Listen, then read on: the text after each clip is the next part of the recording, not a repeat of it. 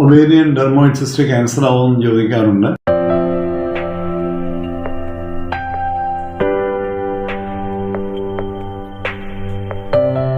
ഈ ovarian dermoid cyst എന്ന് പറയുന്ന ക്യാൻസർ അതൊരു ബിനൈൻ ട്യൂമറാണ്, അപകട സ്വഭാവമുള്ള ട്യൂമറല്ല.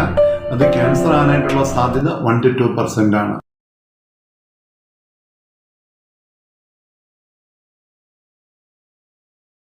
പക്ഷെ അത് വലുതാകി അത് കുലുങ്ങുകയും ചെയ്യാം. ഡെർമോയിഡ് സിസ്റ്റം ഉണ്ടെന്ന് കണ്ടാൽ അതിൻ്റെ വലുപ്പം അനുസരിച്ച് നമ്മളത് ലാപ്രോസ്കോപ്പി വഴി അത് മാനേജ് ചെയ്യേണ്ടതാണ്.